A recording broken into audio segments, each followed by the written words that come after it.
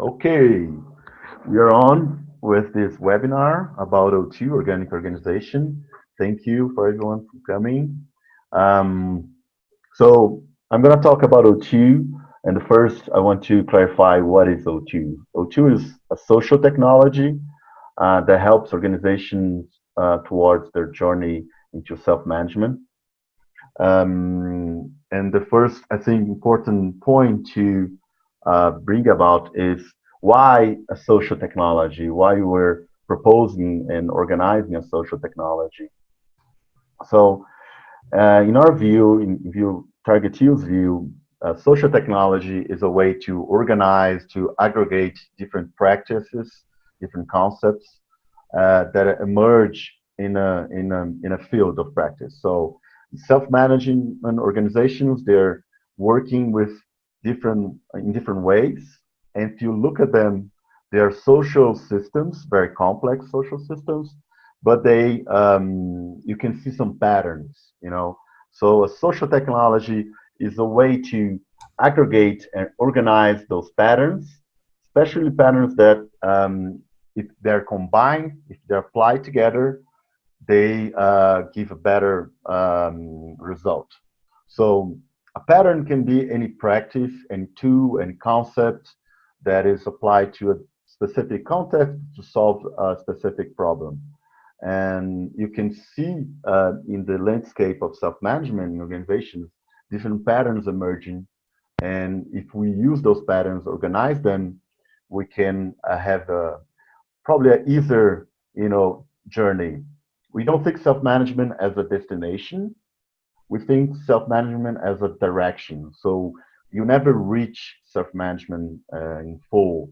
You're always working towards. And to learn patterns that help other organizations in this journey is very useful. And to ignore those patterns is somewhat, make you reinvent the wheel, you know.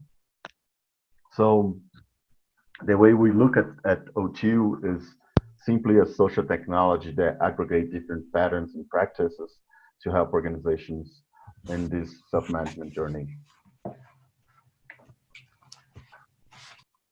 And the one thing is a very core principle O2 is what is self-management. So self-management doesn't come about removing hierarchies and chain of commands, but by replacing, with a set of agreements and make it clear the authority and the distribution of authority and expectation. So this paper on the left, The Tyranny of Structureless by Joe Freeman, is a very core influence in our work because it demonstrates, how a group of people, if they want to work with power with and not power over, if they want to work in a collaborative way, peer-to-peer agreements must be made and made very clear and explicitly. So this is a basic and core principle, I think, O2 in our work in self-management, is how to make those clear and explicit agreements. So that's why we talk about, in a way, O2 help us develop ourselves and organization in this art of making agreements. So it's less about power over and much more about increasing and promoting power with. So how I make agreement with my peers on how to work together, without the constraints and without the use of the chain of command, of the power hierarchy, but how do I make those agreements? It's an art form that we always are improving ourselves and getting better at. It's not something that it's done once and it's finished. So if you think about agreements in this context, you can look in different layers. Okay, so base layer of agreements in every organization are made by the corporate bylaws, the employment contracts, so establishes who's part of the organization, and but it doesn't work well with the other type of agreements, which are the org structure. The org structure is what we see in OTU, and what we propose is an org structure made of roles and circles and restrictions, which is a pretty commonplace in self-management organizations, and gives clarity about authority, accountabilities, and autonomy. But this layer is very adaptable, it needs to be very adaptable, but it doesn't connect well with the base layer because it's so adaptable and the base layer is so fixed that you need some kind of like a connection between those layers that we call the meta agreements. So if you think about the Holacracy Constitution or any document the organization creates to help establish and adapt rules and agreements, on the top layer. So the meta agreements are agreements to help organizations make better and adapt new agreements, right? So this is a very core concept in O2, a very important one, that we need some kind of meta agreements. O2 gives any organization a default set of meta agreements to start from, which is pretty useful a lot of times. And that's how we see the agreements building one on top of another in an organizational setting. Okay, so O2 is made of meta agreements and a pattern library. So meta agreements are the core, agreements that help us build new agreements, but we need also some kind of repository, some kind of library of patterns, of practices that help us solve different problems when we are working towards self-management. And that's the goal of the pattern library. The pattern library is inspired by this book, 1997 Christopher Alexander book called A Pattern Language. So this book has like 253 patterns, but patterns from, like architecture context. So the goal was to map, how people throughout the world and throughout the ages, they solve those problems in architecture, like windows, doors, courtyards, boulevards, how they understood and those problems and solve them. So what we want with O2 is to offer people a set of meta agreements that helps them build better agreements, but also give a repository or a library of patterns of practice that help them solve different issues. For instance, we are organizing these in this website, patterns that help you deal with the tribe space, with feedback practice, setting salaries, strategies, prioritization. So the meta agreements on O2 does not propose a specific way to, for instance, how you exchange feedback. Doesn't propose a way to do that. But the library, the pattern library, has different ideas that you can choose and pick, and those patterns, they have worked before with the meta agreements, so they're compatible, and they have worked before in self-management organizations. So there are different ways, for instance, to work with the tribe space, building trust, providing and promoting feedback culture, and setting salaries and stuff like that.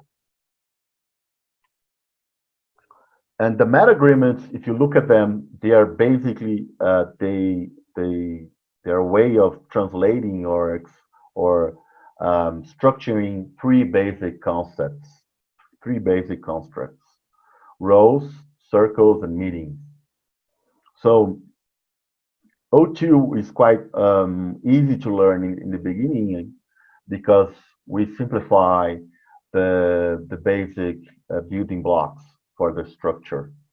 The structure in this setting is like or map of agreements. So the structure is made of rows and circles, and the meta agreement states how you can create a row and in a very elegant way, in a very simple way, but a very effective way. It dictates how a circle can be described, what are the core roles that maintain the circle functioning. And also it describes, the meta agreements describes how the meetings, the circle meetings, they can work. They, it provides some guidelines on how the meetings can be run. It's more open in terms of, the facilitation can be a little bit more flexible if you compare, for instance, with Holacracy. But it offers some basic guidelines uh, on how to run the circle meetings. So those are the three basic concepts that you need to learn in order to get fluent, to. And I want to go over the meetings because the meetings in O2 are a little bit more unique if you compare to other social technologies. So the meetings in O2, they have, it's one circle meeting, but they can have different objectives in the same meeting, which give you more room, more flexibility, and a little bit more agility. So in the meeting, the facilitator can call a mode, for instance, to review the work, to go over metrics or checklists or projects, update projects and stuff. Or the facilitator can, in the same meeting, call on the mode for synchronizing efforts, the sync mode. It's a space for people to, ask for projects, ask feedback, ask for help and stuff like that. The facilitator can also call on three other modes. The adapt mode, which is similar to like a governance meeting in Holacracy, but it's a little bit more flexible. But the adapt mode is focused on changing the structure or the agreement that the circle has. The select mode is one other option the facilitator has to open a space for people to select people for support roles in the circle. In O2, you still have the facilitator role, the secretary role, and you have the double link pattern that comes from sociocracy. So you have what we call the outer link and the inner link. So those four rows, the three of those four rows, they by default they have to be selected in this mode.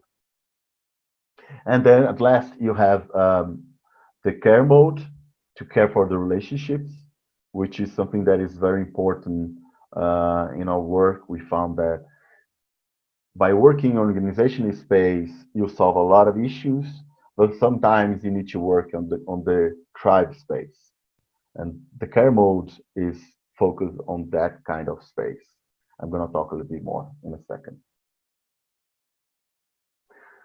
So the difference between O2, Holacracy, and S3, I didn't put sociocracy, classic sociocracy here, and those differences are from one perspective. I'll be glad to go over them and discuss in a little while. I just want to make sure what we are seeing from our perspective. So S3 was created in 2015, Holacracy, before that, 2007, and O2, 2017. I got here the source document for those social technologies. And S3, Sociocracy 3.0, has about 74 patterns, 7 principles, 5 core concepts, and the guidebook for S3 is about 14,000 words. And this is a very interesting comparison. If you look at the constitution from Holacracy, it goes down to 9,000 words, this document, but the meta agreements in O2 has only about 3,000 words. So it's a measure or indication how complex the document is and how long it might take you to learn those concepts and patterns. Of course, in O2, we still have the pattern library, which is much bigger and ever growing. You never stop building the library of patterns, but the meta agreements meta agreements, which is the base, the core is kind of very small, or as small as we can do it, and very straightforward, the language and how it works. So the sociocracy and S3, they apply in a more broad scenarios in areas, so communities, social groups, organizations.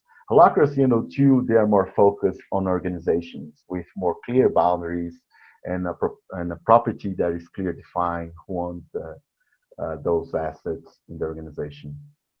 So that's a trade-off, you know, in O2 and Holacracy. It has more focus. It works better with organizations only, and S3, it has a broader focus. Can work with very different settings, or at least it's created towards that purpose. Regarding the tribe space, the sociocracy, tribe space is space where people relate with each other. Is not the organizational space that comes from Tom Thompson. That was from Holacracy one. We very much understand and apply those concepts.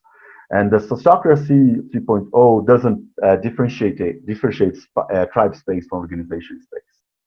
So it treats every tension pretty much, or driver pretty much in the same way. Same strategies are applied to those different spaces. Holacracy starts to differentiate those spaces, but does not propose ways of dealing with the tribe space. Actually, I think Holacracy is reviewing that. It's changing. Probably in the next version or so, they're going to propose something to deal with that, because it's something that is fundamentally needed in every organization.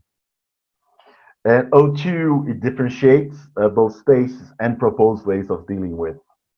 It doesn't dictate one way of working with the tribe space, but offers different alternatives and gives room to that. And the last difference or distinction between those three, that is for me is very important, kind of like a little bit technical difference, but very important, is that sociocracy, the locus of authority, or where mostly the authority resides, somewhat in rows and circles. The classic sociocracy puts authority mainly on circle. That's my view after working with different people with sociocracy and reading about. So the circle delegates on specific issues and objectives, delegates to operational roles a little bit of authority, but most of the authority is in the circle level. So, for instance, myself in a role, I have a very limited authority. If I work in sociocracy, I have to go to the circle a lot of times to ask for permission. In holacracy, the authority resides mostly in the roles, and O2 also mostly in the roles. So the circle, it's a place for people to reach and make agreements and distribute authority to roles. And people can work with more autonomy by using this kind of construct. And so those are the main differences that we see right now between sociocracy 3.0, holacracy, and O2. And if you think about those distinctions, they are the main reason we went for to build and start with O2. So we want a simpler version than holacracy. We thought holacracy was kind of hard to learn. We didn't enjoy that much the two types of meetings. That was kind of like making a lot of clients, they're meeting averts. They have meeting aversion, and they didn't enjoy much, having two type of meetings. So we make it a little bit simpler, less words, less meetings. But we still focus on organization. we open a lot of space and start to work with a lot of different practices to deal with the tribe space that Holacracy didn't have. So that's one other reason we started O2. And Sociocracy didn't make the distinction either from tribe space and org space. So for us, it was very important to have different strategies. And to keep the autonomy and the local authority mainly on roles was very important also. So we couldn't just go and join Sociocracy, community of practices, and just work with the Sociocracy, because we enjoy a lot of this principle of having authority on roles. And that was something that in Sociocracy communities, people are more like kind of avert to that. They are not very fond of that. So how O2 deals with tribe space or tribal matters? First, let's make it clear this differentiation. So work space is a space that is made by structure or the map of agreements. It's focused on organizational purpose. You know, we solve tensions to express the purpose of the organization. That's the organizational space. The tribe space, you solve tensions to meet individual needs. So each individual has specific needs, and we can recognize them and make space to meet a lot of those needs. Not every need, probably, we don't know. The organization, as we think of in O2, is not fully in service of the people inside the organization, but is in service of a higher purpose. So it might be, in some cases, the individual needs, we might meet them, we might satisfy them, but it's not something that we guarantee we're going to satisfy every individual needs inside the organization. We cannot guarantee that, because the focus of organization is the purpose. So in organizational space, we have the meetings, those four type of modes: reveal, sync, adapt, and select. In the tribe space, we have essentially the care mode. So the first thing that O2 does to deal with the tribe space is it's to make room for that. So the facilitator has full authority to call on the mode that is focused not on roles, not on policies, not on circles, but is focused on dealing with individual needs.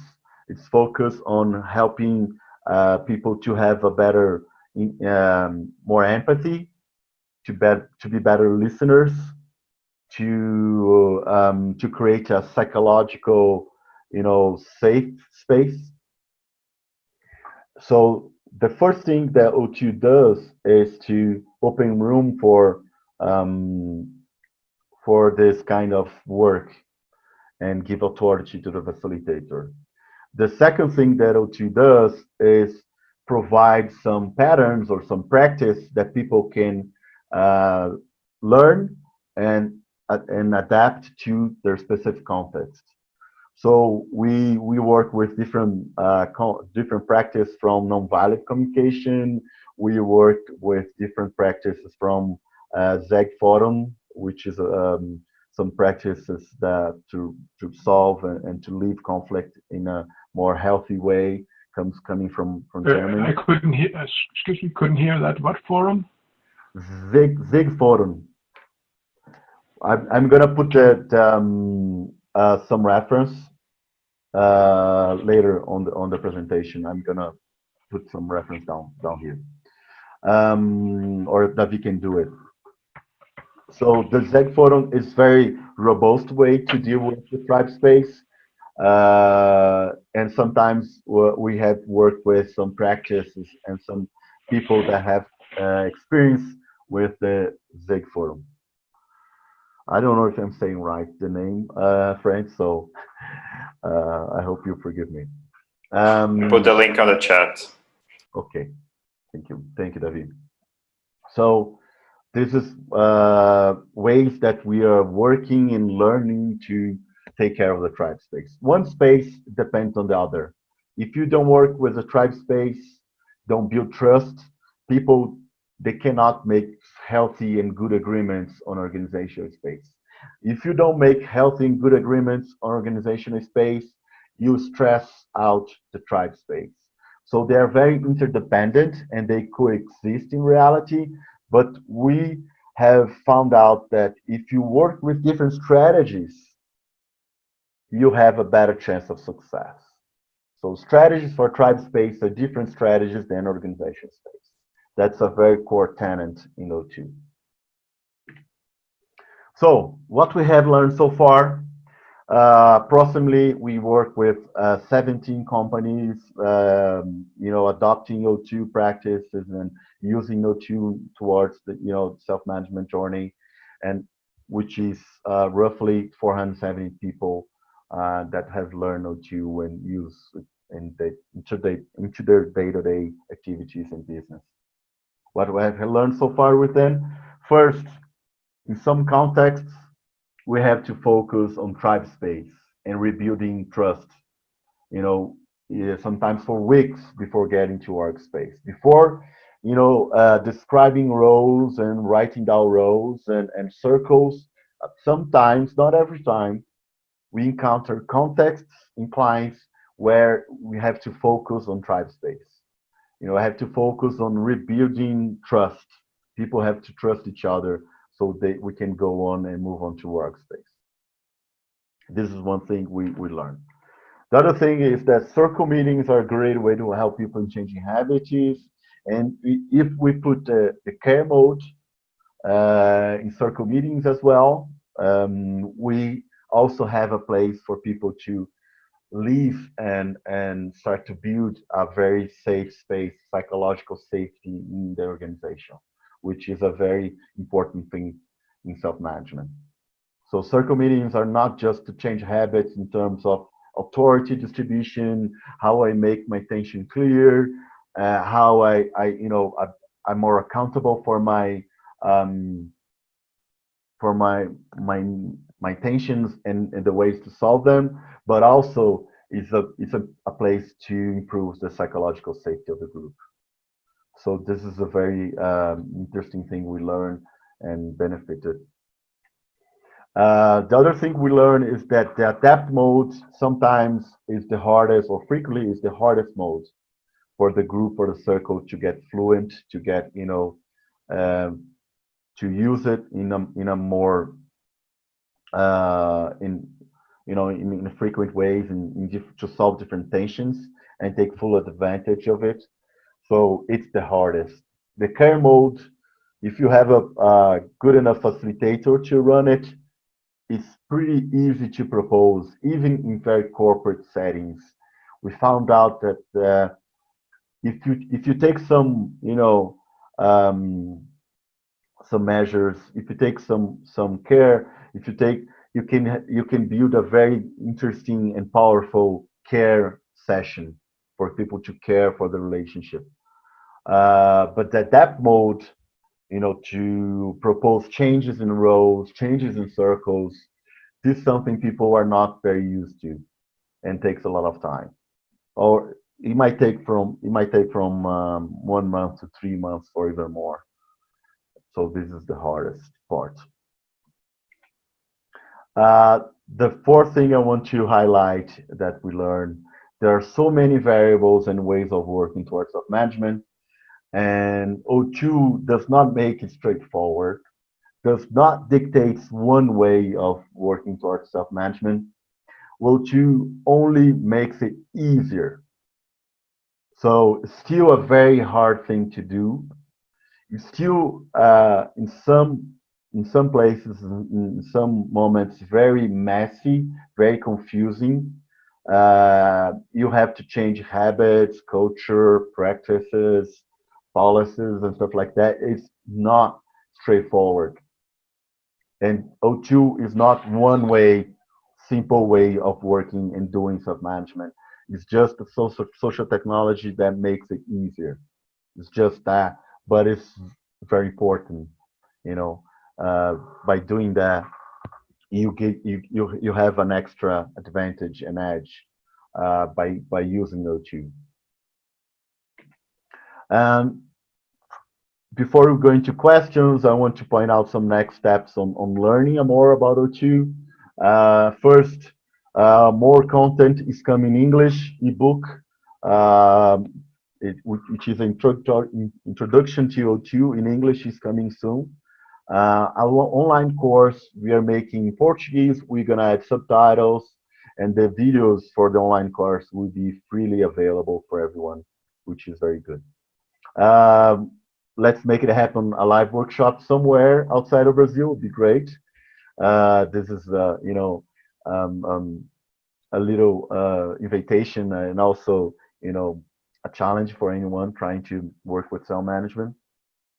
And of course, start somewhere, start practicing. If needed, hire mentorship, facilitation. We can do it online. We have done it so far. And I think there are pretty good ways of starting. The website for the, you know, the hub for the content in English of organic organization is on this link. And I think now we can go to the question round. Let me see the chat. Yeah, Davey already answered some of our questions. Thank you, Davey. Yeah, there's a great question that Jalila posed about. She asked if you can satisfy individual needs. That means that your space is prioritized. Can you? Okay. So your question is, if we're dealing with the individual needs, the org space, the organizational space has a higher priority than individual needs. It's not that straightforward. It's not very simple. People are the energy of the organization. So if you forget about their needs, the organization will, I think, lose a lot of its energy. So it's something you have to balance. How to attend to individual needs and focus on organizational purpose. You cannot just throw it out one. So it's very case by case, you know, case by case. Sometimes the individual need has a very good alignment with the organizational purpose, or good enough alignment with organizational purpose, and then we say it's a good match. But if the individual need is very, you know, offset, it's different, it's going another direction from the organizational purpose, its strategies and priorities, then we have to, you know, prioritize one or another. And a lot of times the org tensions, the org space is prioritized when there is a very, you know, offset, a very different diagonal, you know, difference between those two. Okay? Okay, thank you.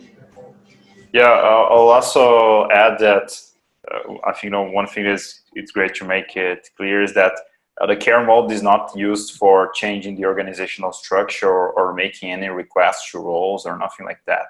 So it's not that because I'm sad of something that Rodrigo said that I'm going to ask him to do something in a role or accept that project that I asked and he declined because it was not his accountability or something.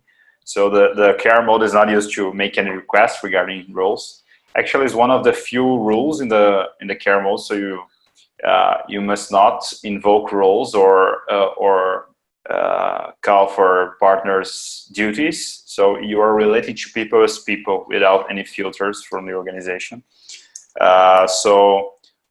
We don't encourage that because otherwise we would make the organization like centered on people's individual needs rather than the purpose. But sometimes you may find cases where the purpose is so misaligned from the individual needs that you may want to review the organizational purpose in order to make it something that makes sense for people there.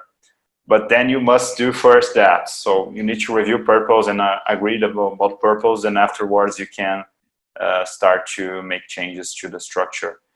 Every change to roles, circles, and asking for projects and things like that must be done according to the purpose, and not because I'm sad or something that. We don't want to make the organizational centered on individual needs. Rather, it's the purpose than the focus. And I think and that specific objective that Davi is calling about, to focus on org purpose, not on individual needs, is only possible if you are working in an organization that is more like either a private or like a non-profit, but it's focused towards outside. If you have like a community, like a family, that the purpose is to serve the members itself, then you have a more conflict between individual needs and organizational purpose. So it's harder. It's much harder. What Sociocracy proposed to work with different groups that are not classic organizations like private and non-profit or government, like social groups, collectives, and communities, and so it's much harder. Like a eco village or something like that. Friends ask if the purpose in O2 is the same concept as Holacracy. Yes, I think so. Yeah, it's pretty much the same. The purpose is pretty much the same. The role has a basic structure that is very similar to Holacracy. So it has purpose, accountabilities, and it can have what we call artifacts. We don't use the word domain. Domain in sociocracy has a different, quite a little bit different meaning in classic sociocracy and stuff, and S3. And in O2, we don't use the word domain. We do use artifacts that the role controls. So it's an artifact, something that the role has authority to control in behalf of the organization. So we have this kind of basic role structure, which is a minimum structure for role. We think is pretty useful. The circle structure follows the same structure of the roles.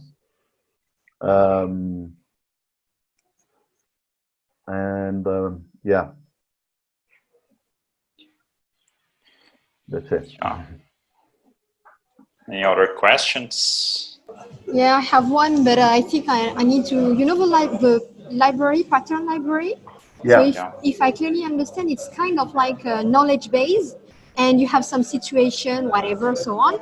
And then you make your research, and then you find a kind of how to find a solution, right? So you have a what and you have a how. Yeah. If I'm not mistaken, okay? Yeah, pretty much. That's the main goal of the pattern library. There's one second objective I didn't state it before, but we also are organizing anti-patterns. In the same library, we're organizing patterns and anti-patterns. So patterns are solutions that occur or emerge in the field of practice in different organizations and can be useful as a reference point for you to solve your own problem. That's a pattern. And the anti-pattern is something that looks like a solution but doesn't solve the problem, actually make it worse. So the anti-pattern is something that is also objective of our mapping or library. So the library is also recording, registering anti-patterns that we're seeing when we are working with O2, and we are giving this repository to people so they can learn and understand how to navigate this field. Anti-patterns are kind of warnings, but this is what Francis is asking. Anti-patterns are kind of warnings. For instance, there is one anti-pattern that described that if you work with targets and rewards and punishments, and you work with this kind of practice together with O2, that will cause much more problems than solve it. So it's kind of like a warning. Be aware if you're working with targets and rewards and punishment, you might get into trouble. So you have Yeah. to think about it, how to solve your problem. That when you propose the target, what kind of problem you're trying to solve. You want to think about what this problem is and how you can better solve it. You know. Yeah. Yeah, that's something great about the library, because it can outline for you if you're searching for an anti-pattern like goal targets with incentives, you can find the related patterns that will solve that same issue. So Yeah. you can explore a better approach. Yeah. So friends also asked, how do you integrate conflict resolution? Okay. So the conflict resolution, I think it's integrated in different ways. First, if it's a conflict that is very much related to the org space. So, for instance, okay, I think the priority is X. You think the priority is Y, and we get into a debate, and we don't solve this. It's like, which is the priority? So this kind of conflict is better solved through use of agreements and the meta agreements. So you can have an agreement about prioritization. The default and the meta agreement about prioritization, a circle is the outer link that sets the priority. But you can change that and make a different kind of practice in terms of priority. How do you prioritize inside the circle? And that might solve or even prevent conflicts from arising in the workspace. So if you get better at making agreements, you get better at preventing conflicts. Not because you're afraid of them, but because you don't want to waste a lot of energy in a lot of different small conflicts. You want to live and grow with the conflict, but if you're solving like every minute 2 or 3 conflicts and spending a lot of energy in that, you might want to review your structure, your roles, your agreements. So that's one way. The other way to solve conflicts is when the conflict is related to people relationship. So I don't know, maybe the way David talks to me, I don't like it. I really think he's being disrespectful. I don't think he's listening to me. And then the care mode is a very good way to solve this kind of conflict because it helps people to listen more empathetically and people can relate to each other in a deeper level, and the conflict tends to transform itself and evolve from that. Yeah, usually I have seen that usually most interpersonal conflicts can be really solved through listening and through the care mode, especially by it's usually about understanding when I can connect to the other person's needs and feelings. Usually I can't like understand that person better, and that usually lightens the conflict. That's most of the cases, and the other cases are usually regarding authority, and that you can solve, as Rodrigo said, through the organizational space. Mm-hmm. And something else that I would like to add is that since in O2 the block use of authorities in the role, you are reducing the amount of decisions that you are making by consent with the circle when compared to sociocracy, for example. And that's something that usually reduces the amount of conflict, because if I don't have to integrate all the time or different perspectives and I have a lot of autonomy, I can put my own preferences and on the work I do, and that reduces conflicts I've seen. Yeah, I think the trade-off here is when you give more authority to roles, the trade-off is you need more trust. When you give authority to circle, you trust the group and the process. But when you give authority to role, you have to trust the people, the individual. So it demands more trust.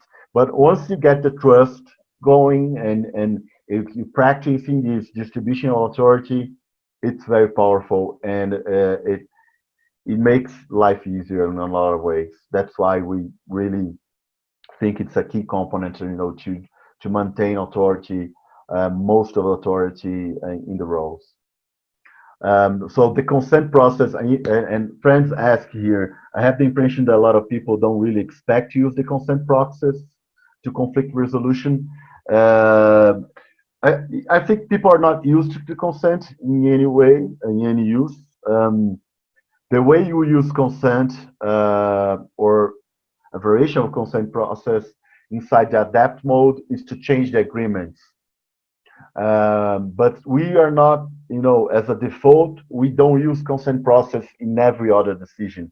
We are sociocracy has a big tradition in consent. Actually, it was one of the biggest, and powerful process that holacracy came about and developed. But we use in a more restricted situations, using some situations like changing roles, circles, and policies and stuff like that. And if you want to use consent in other decisions, you have to make it clear in the roles, in the circles, or in the policies that you are going to use consent. Otherwise, you don't use consent that much, too. Otherwise you don't use every time, every second.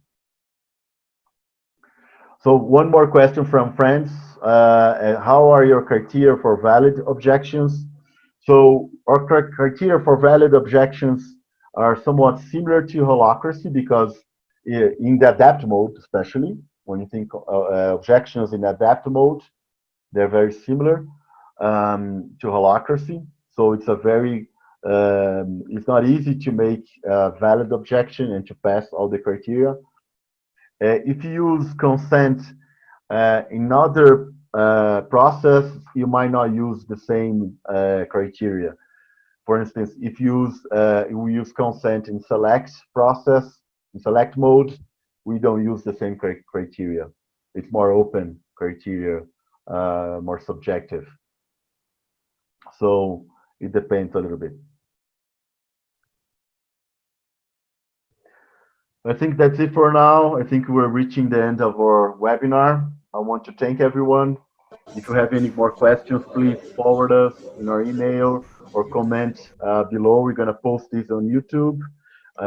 In YouTube, we're going to also put the link for the presentation if you want to use it some more. Sorry about one slide. It had a little bit of Portuguese inside. I didn't translate it. I'm going to do it now. But I'm really glad this webinar happened, and we are starting to spread O2 in other countries outside of Brazil. I'm really anxious and happy with that. Okay.